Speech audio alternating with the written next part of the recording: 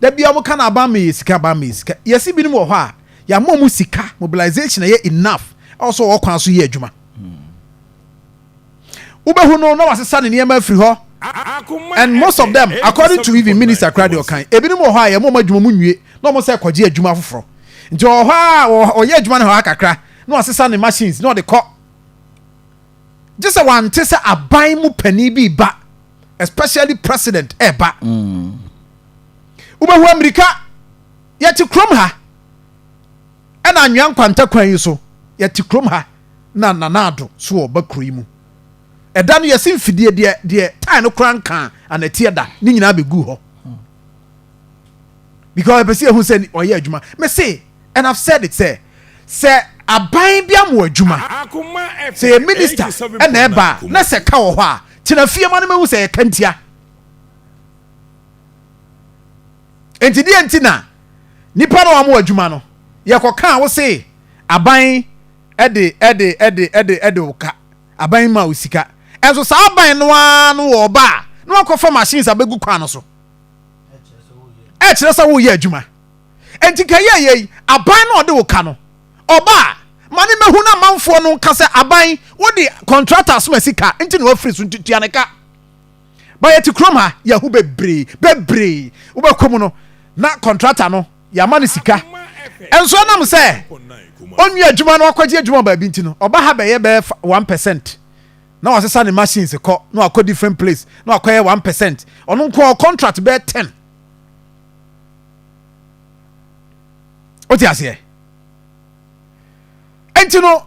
there is a need say I was say the minister kan ye hwe ne yie you get it I was ye hwe ne yie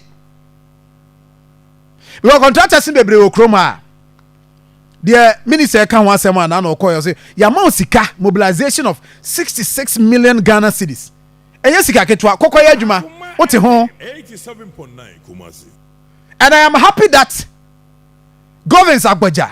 ono ohyase no nanka but say no said there o si ye na adwuma ne hawa or approach issues no manage ho because you cannot just allow few people be na as a woman no person woman kire say woman na a control system on intino they don't care no ya ma osika ya adwuma na otete ho saa da bia no deadline na ma da ye extension na ya ntimi meeting so ya ma extension of 6 months na etete ho saa ya etete ho saa na fi adwuma no de obey no aye ne basa 87.9 Kumasi and it is good governance agbaja me am abaso on this one contractor yes sa project what na ho 5 years aya ti se sika de ama no nya se sika ni ho me say contractors ni bi yes genuinely bi mo ho a na say ne ye wo ha ya ayi kwan abijan kwanta ho kwan me nya sure say mampani ai sa leg busumtwi kwan me nya sure say mampani John Dramani Mahama beba hama kofijo ba sa ne ma ko because odin sika no muntuai but some mampani ba krom ha ne hu say contractors ekwan amagya ato ho na mu di mirika kwasesa machines kogu so a e de na mpeza mo ka kire ye Akoma FM mampani no kwa na mo say free so say mampani de yeka meanwhile oba no e wo so mo ye hu say ampampa wo de yeka so de council dia aye de wo so otua but yet why was oh mampani ba krom ha contractors anajo no mu gukwan so anajo because mampani ba mo de adi ya che mo de adi yan ache dodo and so I was happy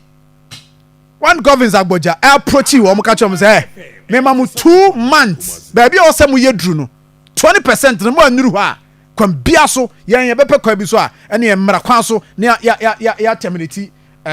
contract no na yakoye nim and I agree ye ne say contractors ne wo krom ha no a ebinum pa adwuma ye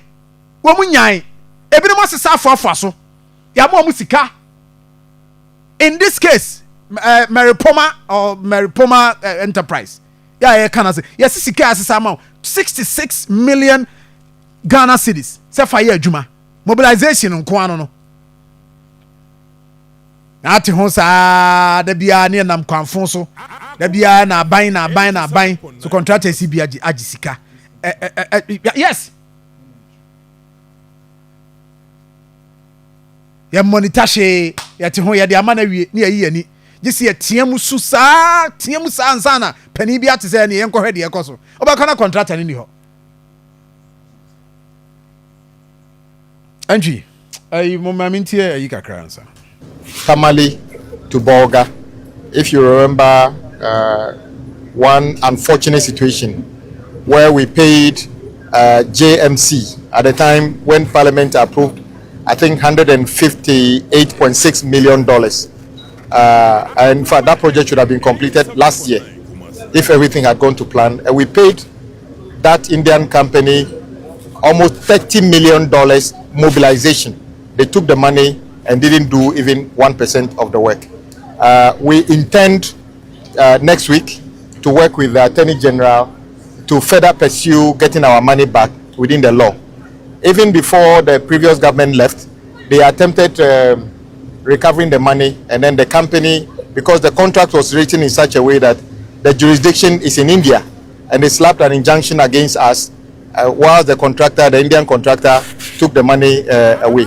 But we are going to work within the law to see how we get our money back. But beyond that, the president has directed that we start looking at a plan B, right from Tamale all the way to Bolga, because indeed it is the real central corridor veering towards the east part of the country, in that case towards Bolga. So we have not forgotten about that at all. Highways is working on it. I'm sure in not too long a distance, the president would announce exactly what we want to do with that. So this region is receiving the president's attention for the sake of today, where we are today. We know this contractor, what they need is within our reach. We will support them to be able to continue the work. So we want to encourage the staff that are here in highways, particularly for the leadership you are giving them. The quality is good. Continue to ensure that what they are doing is within the specification. President Mahama does not want to be part of any project that is done and fails in 6 months. None of us here want to be part of that. So, and this time round, we'll be happy to mention even the name of the regional director who was here when the work was done. The regional minister who was here when it was done. So if it lasts, they will say that when you were regional minister, they did this road. It's lasted 15 years. But if it fails in 6 days, I'm sure that you will need to relocate out of the region to have your. And you know, we another contractor I say what year sika ma no $30 million na year sika na man and you say akọ this can call mobilization or the call na bi so amedo muntimi nye na so amedo ebia na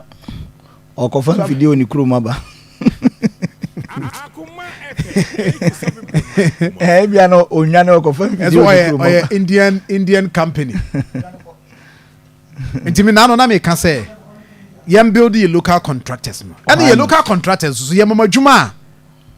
munye sometimes they are minister Baswami no yeah or can similar year say from now going on say local contractors more projects. Yes, no, hey, let's build them because local and so say the local contractor so local contractors na dey ba konso ni say ye ti krom hayi local ntino ye tua na